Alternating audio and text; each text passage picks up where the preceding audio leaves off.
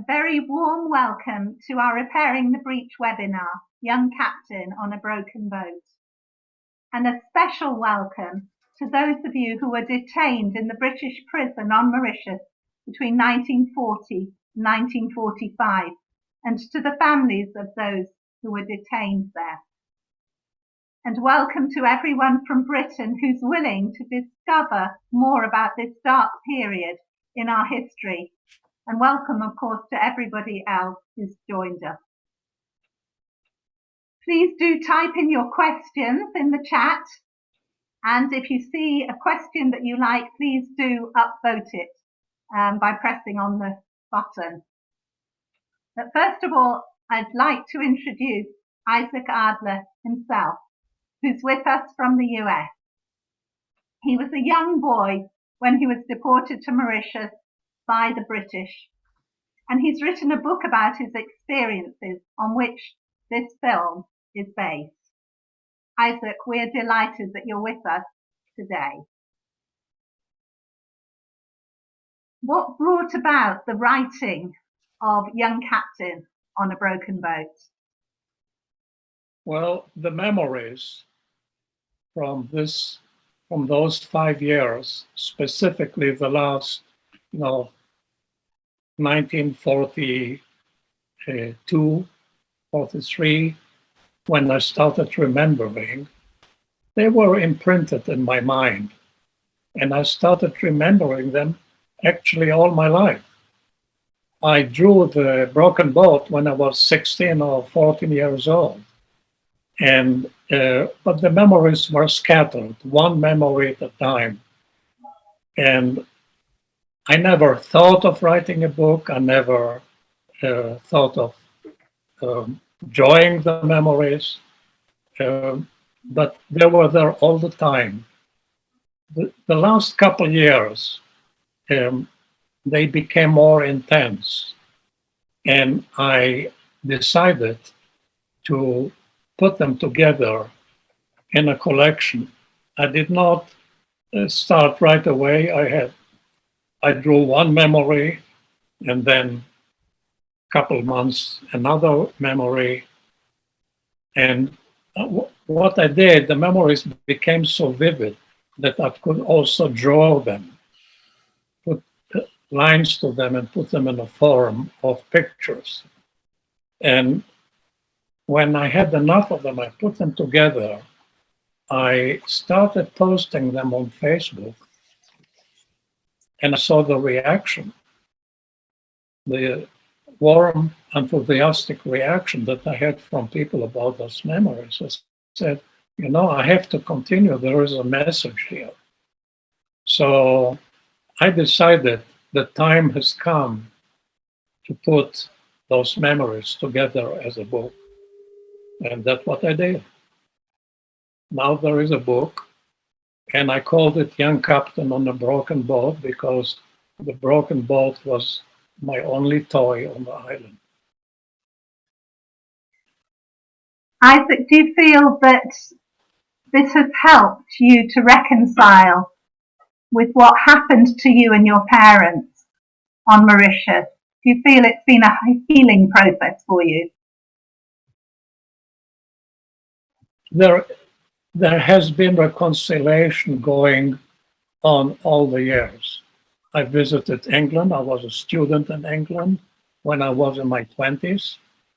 And it was a healing process, but definitely this book, writing it together, had a healing effect personally on me. And I also recognized while writing the book and remembering, I tried to imagine how difficult it was for my parents to live those years and take care of a little boy.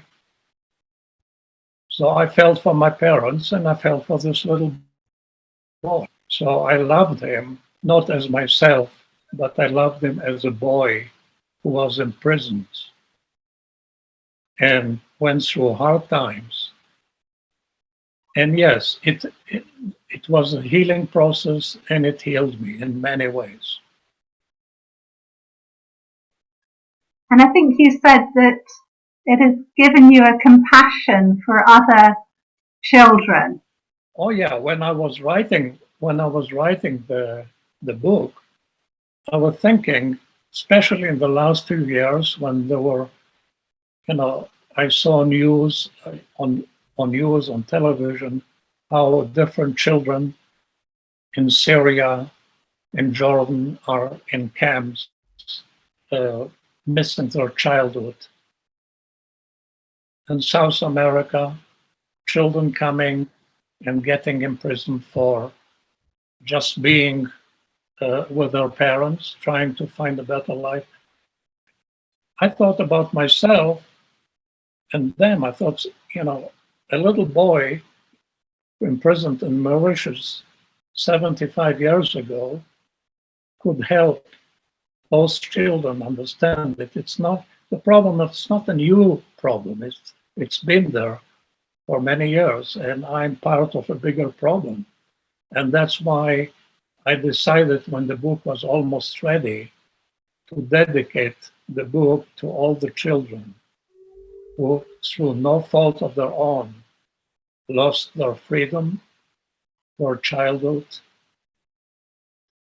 and their life, oftentimes.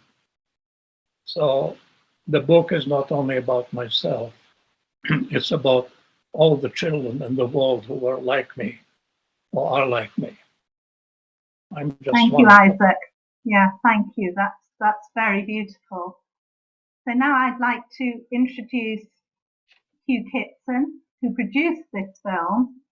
Hugh is with us from England, and he's a veteran filmmaker who's passionate about defending Israel and the Jewish people worldwide. We've been friends for over 20 years, and 17 years ago I was privileged to work with him on the film The Forsaken Promise about the British Mandate. Welcome, Hugh. Thank you, Rosie. Can you tell us very briefly what the promise was that was forsaken and how the British betrayed the Jewish people in the Mandate? Well, the promise actually goes back to the Balfour Declaration of 1917, actually even further than that. And in the Balfour Declaration, the British government said that they would facilitate the restoration of the Jewish national home, which of course had been destroyed and broken up nearly 2,000 years before that by the Romans. And so there was this pledge by the British government to do that. Now, the pledge itself had no legal force as such. It was merely a statement of government policy at that time. But in April of 1920, the San Remo resolution actually upgraded what was the Balfour Declaration and made it, gave it the status of an international treaty. And the mandate that resulted from it was binding in international law. So basically that was the promise. And through the San Remo resolution and the mandate itself, it did become a legally binding obligation to the international community and the Jewish people. Thank you, Hugh. I believe that you have a very personal reason for fighting anti-Semitism. Can you tell us about your ancestry? Yes, before I do that, I gained a love for the Jewish people about 50 years ago. I was a young Christian at that time, and I had just migrated out to Australia. But about 30 years ago, shortly after my father's death, I discovered about one of my ancestors who was probably the worst anti-Semite in English history, King Edward I of England. My father had done the family tree during the last 15 years of his life. and I discovered that I was descended from an arch anti-Semite. And to be quite honest with you, I was absolutely mortified by it. And I remember that night that I discovered this, that I got down on my knees before God and I asked him if he would make me as much of a blessing to the Jewish people as that man, King Edward I of England, had been a curse because of his expulsion of all the Jews from this country in the year 1290. Thank you, Hugh. Would you like to just say briefly what making this film has meant to you? Well, Britain's betrayal of the mandate, I mean, we've violated it in almost every single way. We violated the legal terms of it. That has caused untold suffering for the Jewish people, and at least hundreds of thousands of Jewish people who could have gone to what was then called Palestine, their ancestral homeland in the 1930s and 40s, were trapped in Nazi-occupied Europe. And as we know, many of them went to their death, at least 6 million of them. Now, had we opened the gates to Palestine at that time in the 1930s and 40s, there are many who could have been saved. And those who did arrive, like Isaac, many of them were turned away and deported as far from their homeland as they could be, like Mauritius. And so I count it as a privilege to be able to tell Isaac's story in the way in which we've done it. It was done over Zoom a few months ago. So Zoom has been a blessing on the one hand, but technologically it's not necessarily the best. But anyway, it tells the story, and that's the important thing. Thank you, Hugh. So I'm just going to give a little background to the film. Some of you watching will have participated in November in the 80th anniversary commemorations of the sinking of the Patria ship. Over 200 Jewish people lost their lives in that tragedy. However, in spite of this tragedy, our British nation persisted in the terrible treatment of 1,580 other refugees from the Nazis. We interned you in Atlit detention camps. We then forced you to leave Eretz Israel and deported you to a prison on Mauritius. And Isaac's story vividly depicts the severe hardships of those 5 years that so many of you spent in that prison. Husbands and wives were separated. Over 120, maybe 160 people died, many of malaria, and several committed suicide. Through this film, we want many to acknowledge the grave injustice you suffered. We also want to stand against all forms of anti-Semitism today. So let's watch the film now.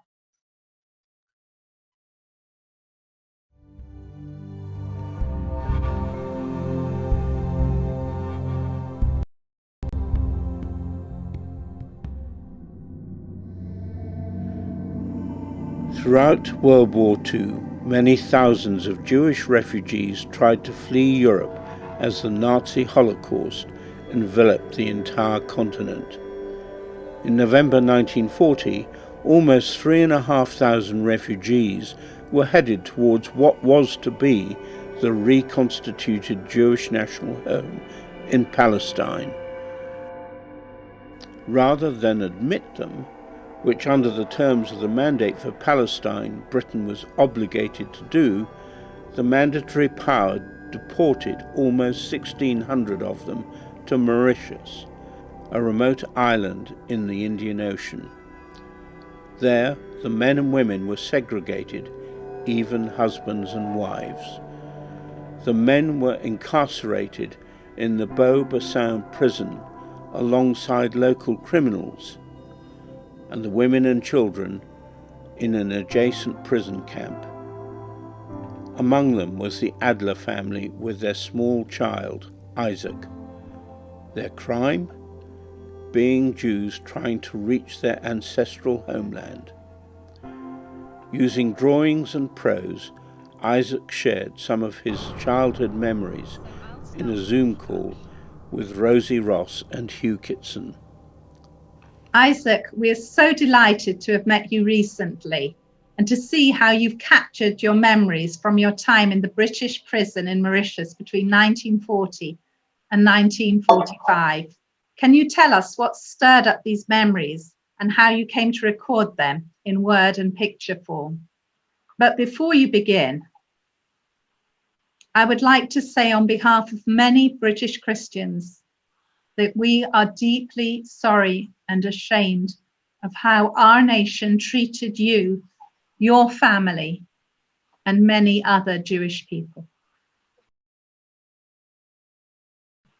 76 years ago, a young Jewish boy stood on a broken boat, half buried in the sand, holding a piece of bamboo which he made into a toy telescope. The boy was scanning the horizon, looking for the large ship that would take him and his parents back to Eretz Israel.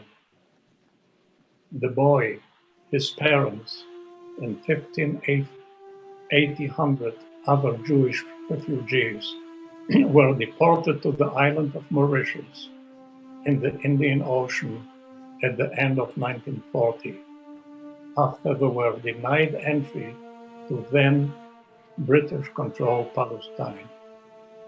I was that boy. Isaac, how did you and your parents feel about being denied entry to British-controlled Palestine? It was a painful experience for my parents. I did not feel the pain when we were denied entry. I was just a baby. But their bitterness and anger was expressed in many ways, for years to come.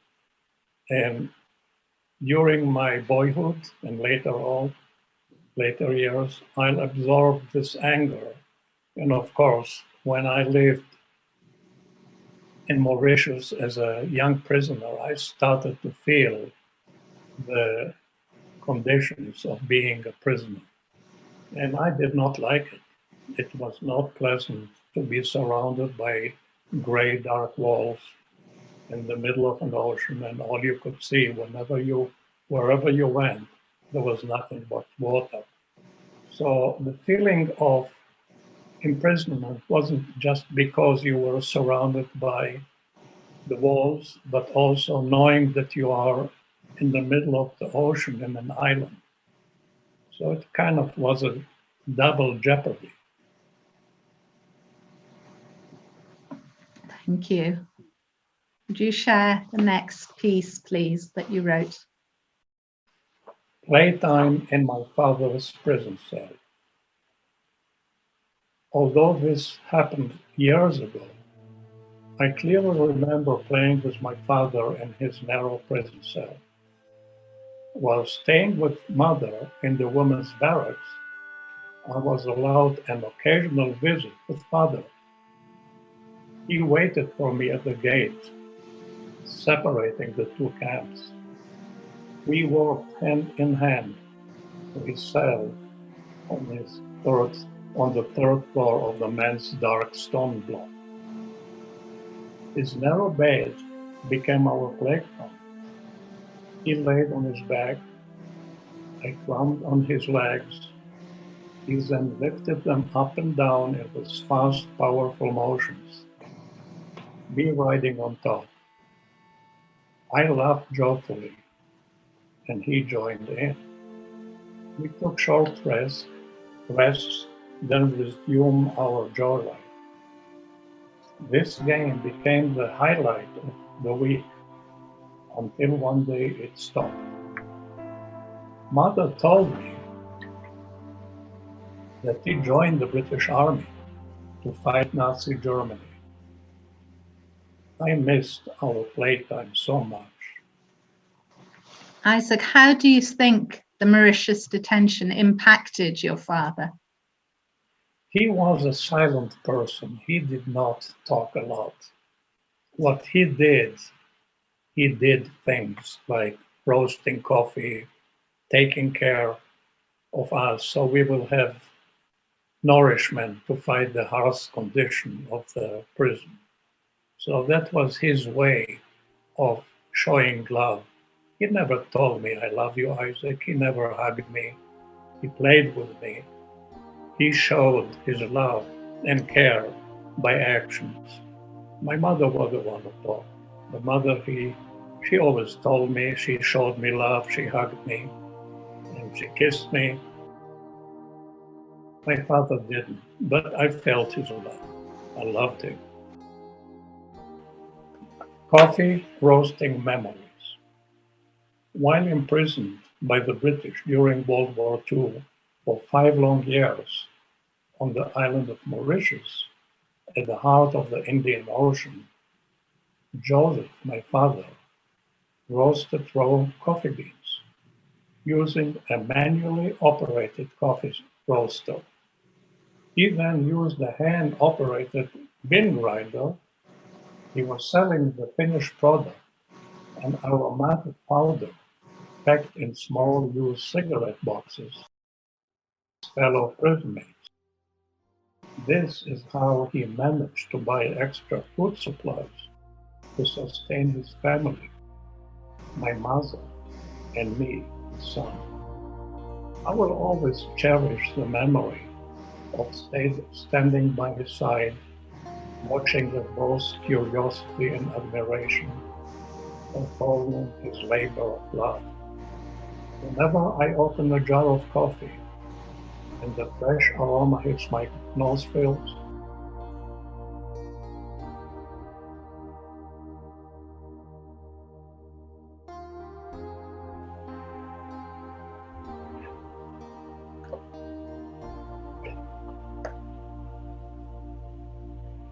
I remember Joseph.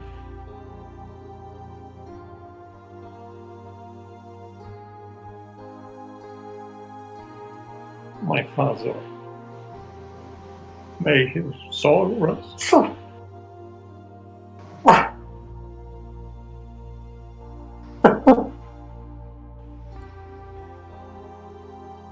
May his soul rest peacefully in heaven. I'm sorry for crying. Don't apologize, please. It's very emotional for me. We understand. We feel very privileged that you're sharing it with us, Isaac. Thank you.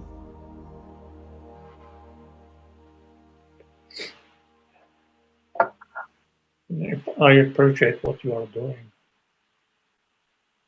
You know that.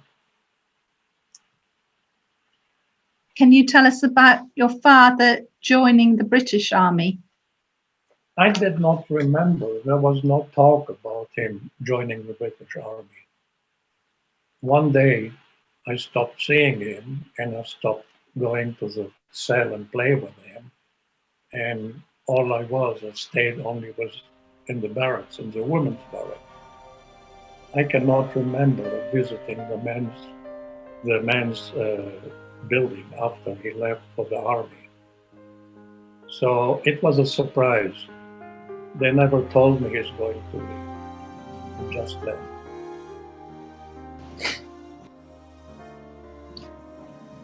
Memory of a tragic event. It was an unforgettable sight, and it keeps coming back. I was playing with my father in his cell. Suddenly we heard shouts and sounds of running steps. We rushed out of the prison cell.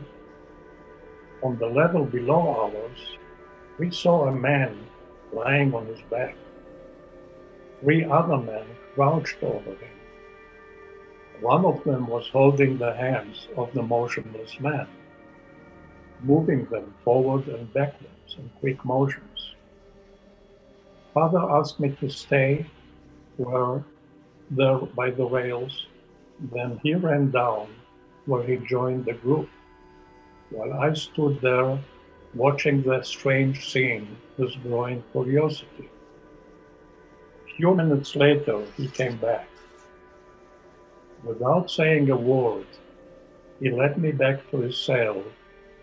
We kept playing as though nothing had happened. The image of the strange scene never left me. After a year passed, I asked my mother about it. She told me that the man had hung himself in his cell. His name was Fritz Handel. I knew him.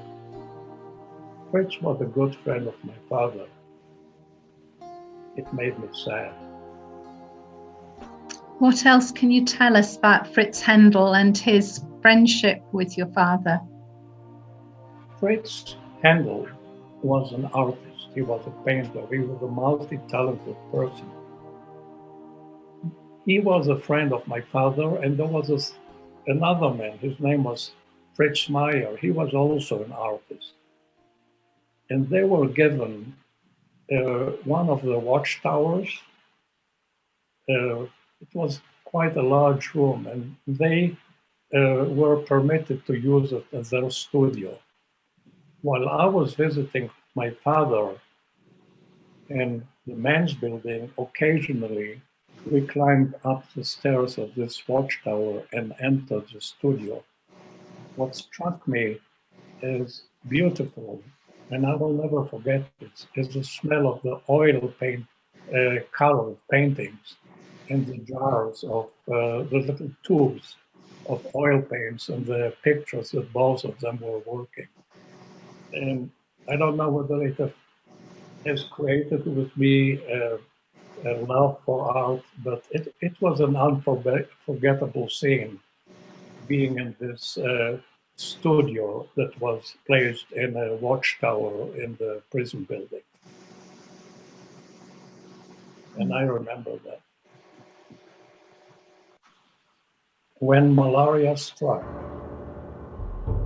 mosquito carrying malaria came flying into our prison camp from nearby marshlands. Many fell sick and were taken to the hospital, including myself. I remember my mother standing by my bedside, gently laying cool, moist gauze bandage on my forehead, trying desperately to lower my high fever. There were many other beds in the large room, mostly occupied by adults. I was overcome with fear when I saw the nurse holding a long needle in her hand. Mother put her hand on my chest gently, trying to calm me down. I cannot remember all the times I was taken to the hospital, sick with malaria.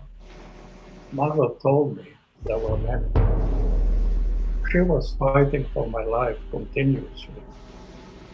For that, I'm so grateful to her.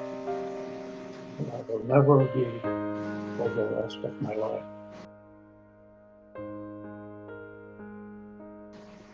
I love her and I miss her so much.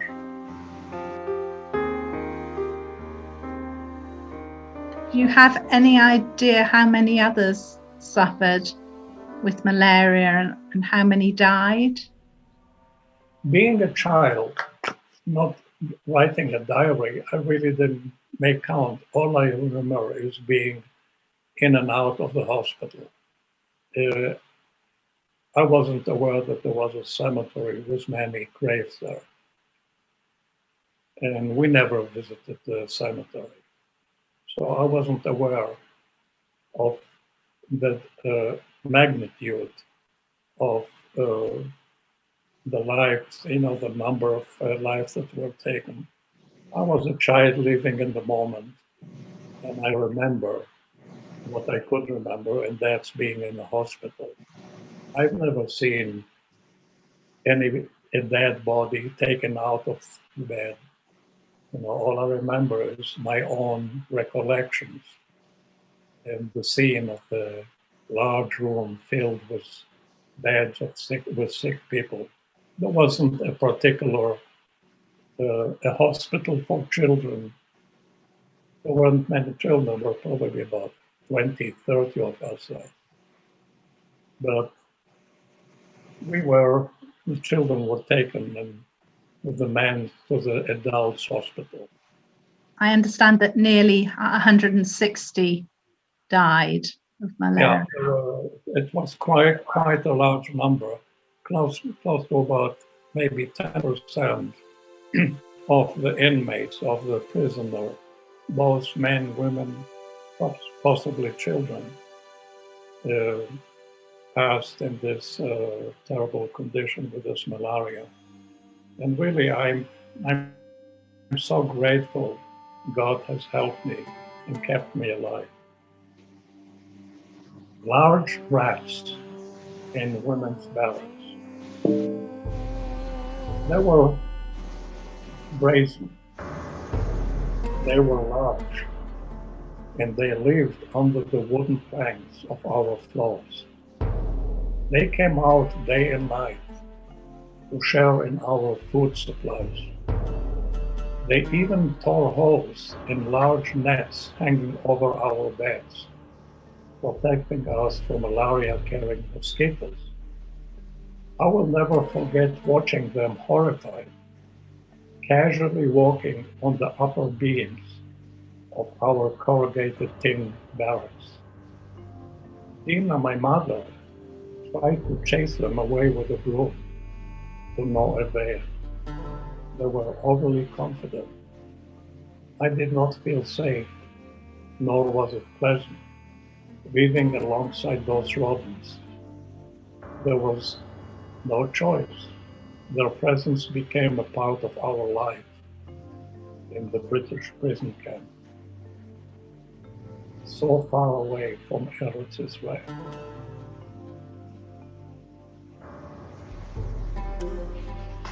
Do you have any other memories of the rats, Isaac, of that particular episode, or of reactions to the rats in the camp?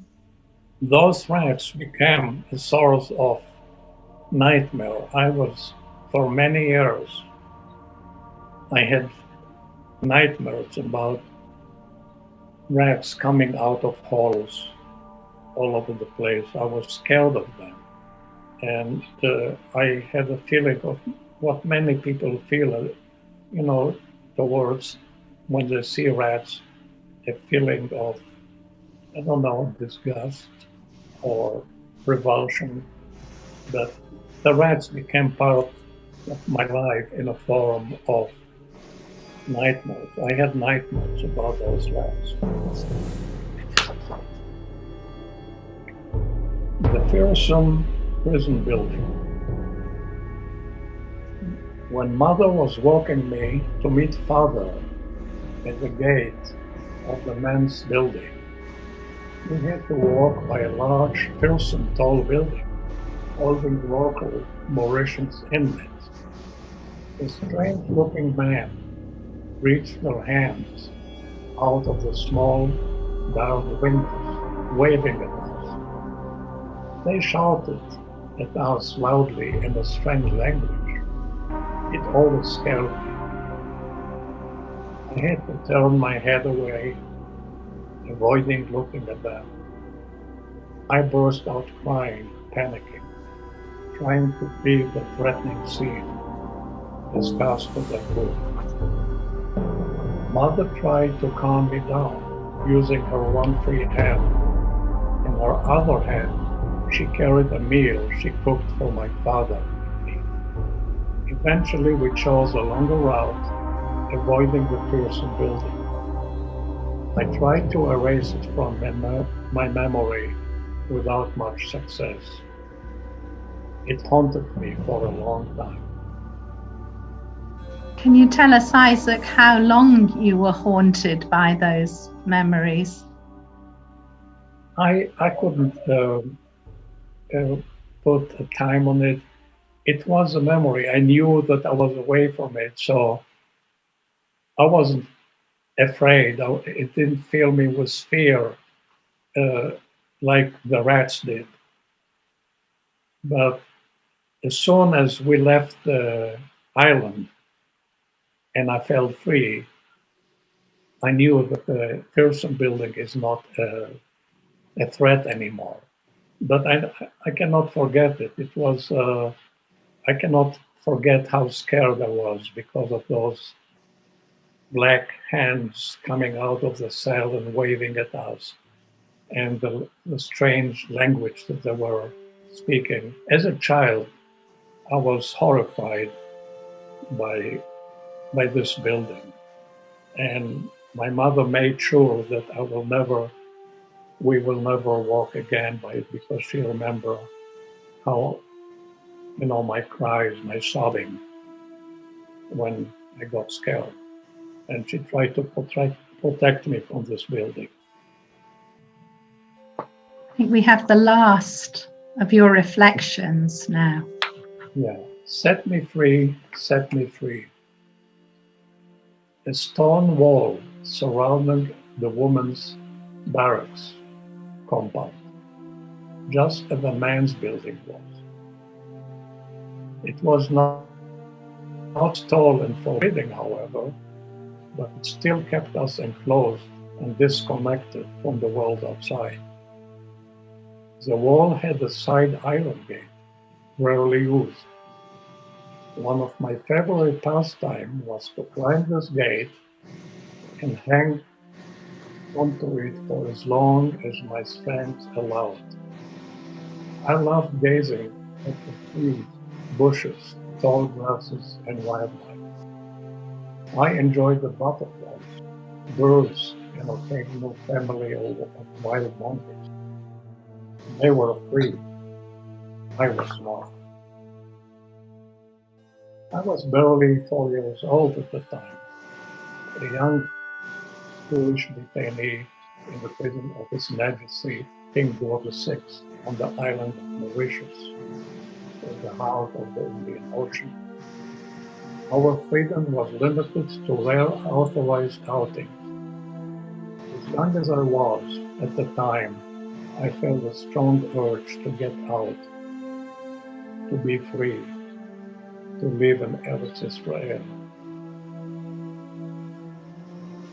Our beloved country.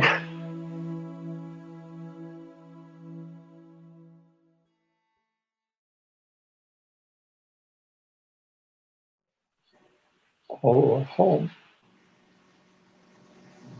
I'm sorry. Please don't apologize.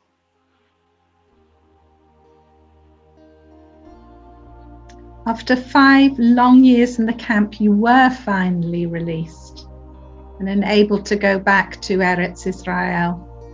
How was that for your mother and the others with you, as well as for you?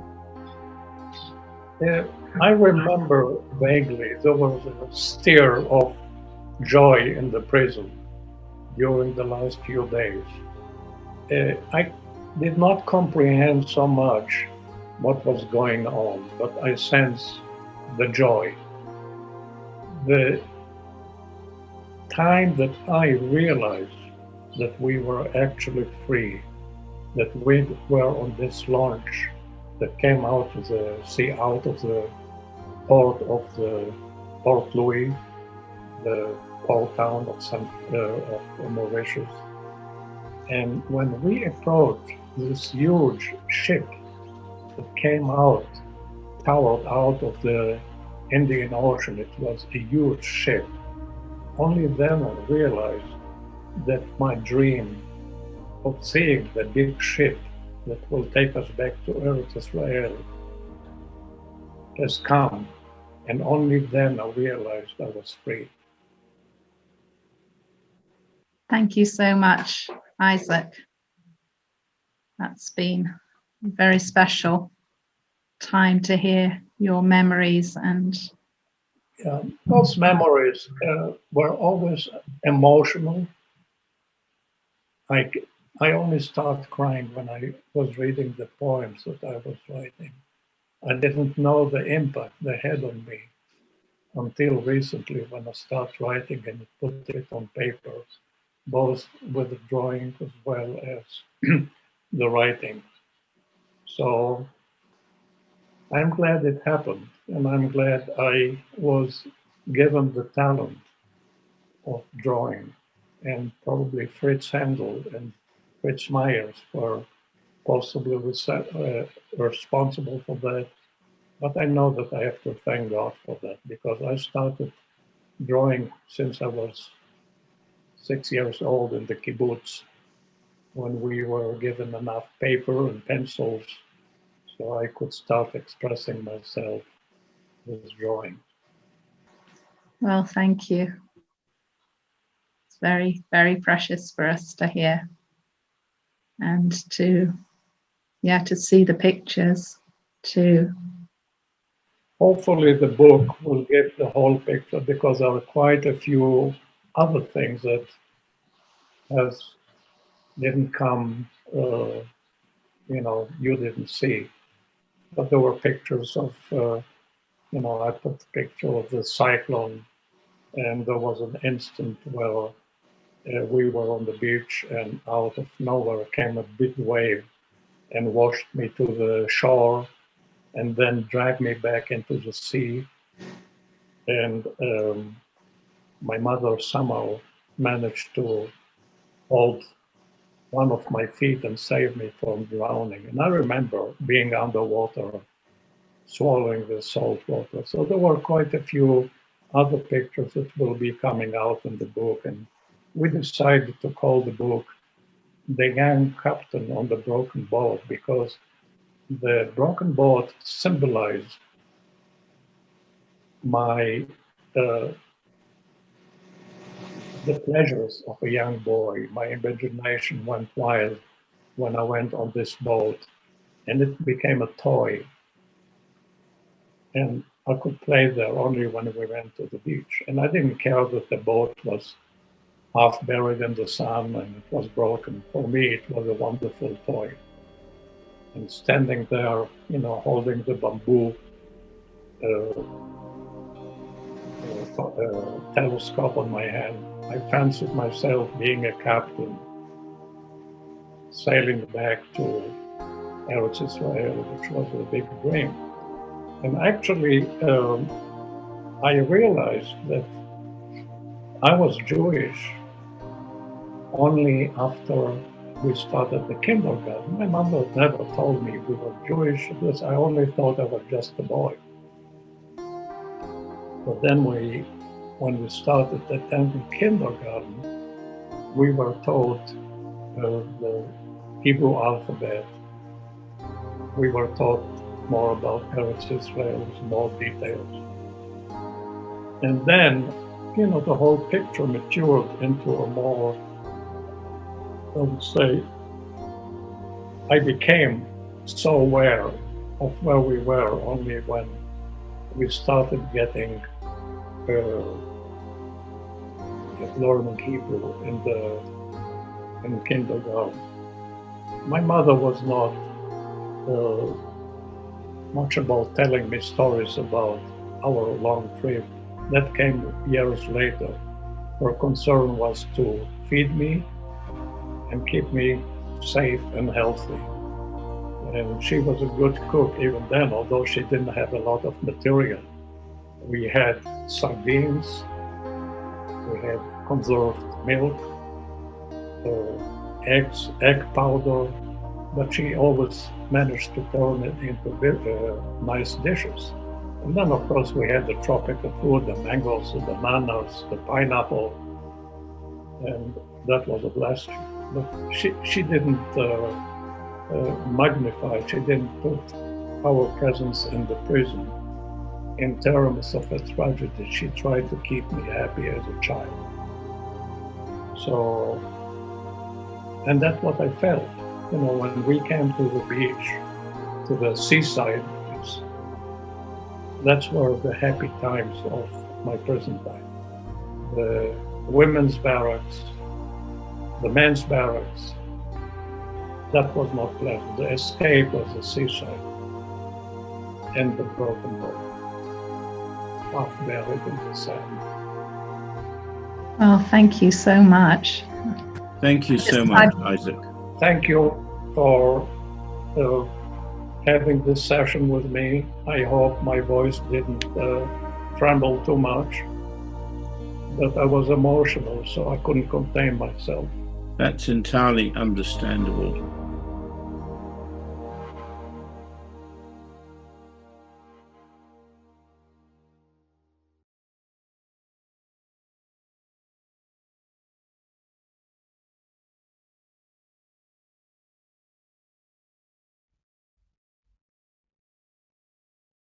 So those of you who are British might like to stand or kneel at this point. I'm going to read from the prophet Daniel, chapter 9, verse 8.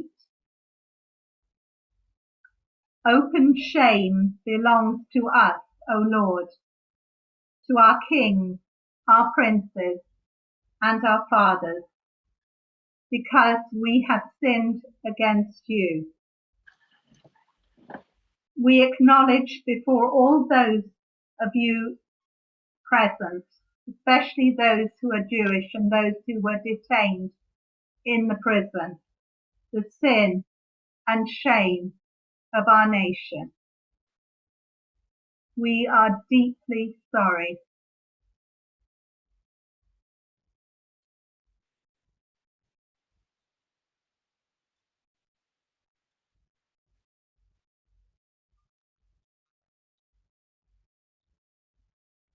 Isaac,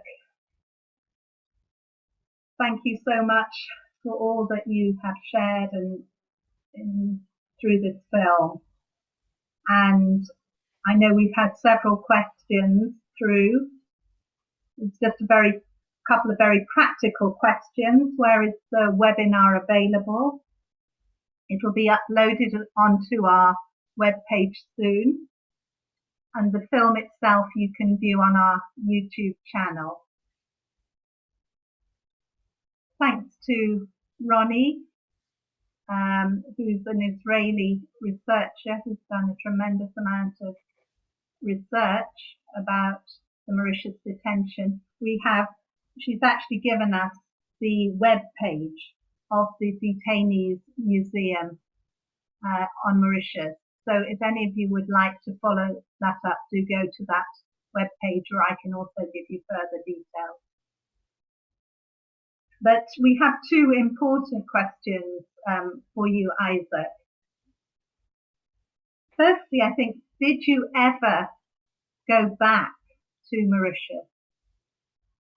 No, I didn't. I actually wanted to go back. I was visiting. I had a business visit to Africa, first to Ethiopia, and then I went to Kenya, and I was walking the street not far from the Hilton Hotel where I stayed, and that was about, I would say maybe 40 some years ago, in the mid 70s. And I saw a building, a store, say Mauritius Airlines. So I went in and I was ready there to take a trip to Mauritius. And I asked them about flights. So they told me, we don't have a schedule. We leave for Mauritius when the plane is full, or we have enough people on the plane, and we also come back to Kenya when the plane from Mauritius to Kenya, the flight will have enough passengers to justify the flight. So I did not I did not go to Mauritius because I didn't want to get stuck there again after being stuck there for 5 years. So I didn't go to Mauritius. No, the answer is no. Not yet. You never know. Yeah. I Yeah. mean, I'm still young. I'm only 80 years old. So who knows? So we have another quite searching question here. What can the British do to ease the pain of those days? Well, Britain consists of people. It's not just a government. So there are two sides to the answer. First of all, Britons should feel what you and everybody in your organization feel sorry, feel remorse, and feel forgiveness. That's one side, the personal, individual, British, English person. That's a personal thing. You know, be compassionate towards your Jewish brothers and sisters. Feel sorry for what the government did personally. And then what the government, that's another side of the story. I think the British government has to take a positive attitude, support Israel in whatever they can, and the United Nations not go against any decisions, anti-Israeli decisions, because Israel was not created by conquering a foreign land. Israel is a country that took Jews after 2,000 years of deportation.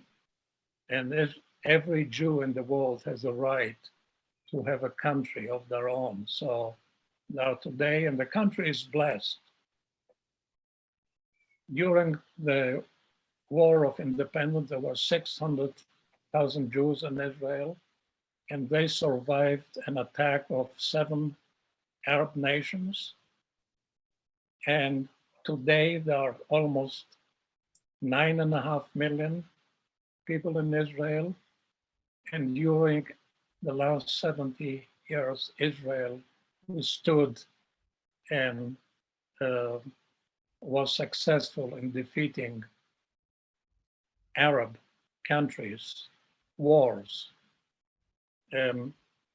Basically, I feel Israel is a blessed country, and Britain should join in this blessing by supporting Israel. And here I'm talking not to the individual Britons, but to the government. It's time to repair the breach and become friends of Israel and not the enemies of Israel. Do your part. We totally agree, Isaac. We do. We do. And I think just for British people who are watching, you know, something very positive that you can do is just to make Isaac's story known to more people. And in that way, you are easing the pain of those who suffered, because whenever we tell the story, it's very meaningful to those Jewish people who suffered. I agree. So Isaac, is there anything else you would like to say about the film or the story? We know that you have it in written form. What are your plans for publishing the book? Well, I have specific plans, but since the book, I see the book as a blessing right from day one. I leave the publishing and the distribution, at least in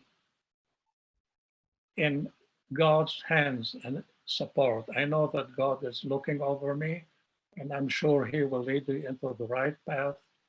And I have a belief that this book will be internationally successful. I don't give numbers to it because I leave numbers to God. He is, and I'm sure that the book Young Captain on a Broken Boat will become an international book, will be translated to many languages. And those of the people who are watching this webinar, I would and would like to have some few pages before the book is even published, I would give you my email address. It's Isaac Adler, one word, at AOL.com. I will send you a few select pages of the book. And then, of course, I will inform you when the book will be published. Now we are in contact with a couple of publishers, specifically one that we already sent the manuscript to. And hopefully very soon the book will be on the shelves and be on the market. I don't have a price for it yet because we're waiting for quotes, but with God's help, and as we say in Hebrew, Be'ezrat Hashem, the book will be published really soon, and everybody will be able to read it. And I think it will be a very touching book and an important book in the history of Israel.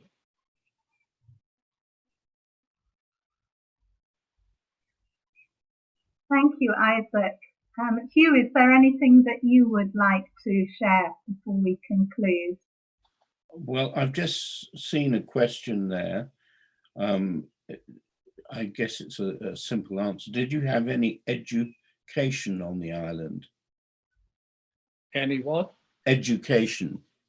Oh yeah, there is. I joined a kindergarten. I didn't see any questions. That's why I'm not answering. If there are more questions, please let me know, because I'll be happy to answer. I joined a kindergarten when I was like 5 years old, where they started teaching us Hebrew. And in fact, that's when they told I learned that I was Jewish. My mother never told me that I was Jewish, as I said before. Yeah, but there was a school there. I personally remember being in a kindergarten when I was 4 years old.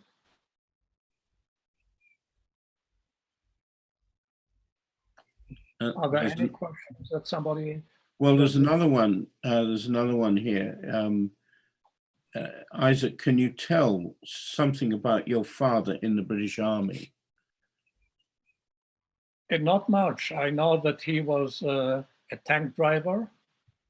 He drove a tank, and that's all I know. He never talked much about his experience in the army. He was very quiet about it. He joined us in the kibbutz few months after we arrived in Israel, and he never mentioned the British Army. He never had any words about it. He kept quiet about it.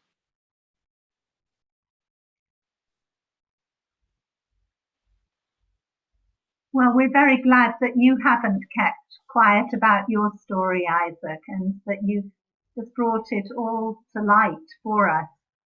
I mean, it's a very painful story, but the bringing of it to light has brought joy, I believe, and healing. And so I'd just like to thank you again for being with us and for allowing us to make this film. And we'll continue to spread the word about the book and about the film. And thank you everyone for joining us for this webinar. Yeah, I would like also to extend all my friends, family, and those who are invited, who came and joined us. And just keep supporting the book, Young Captain on a Broken Boat.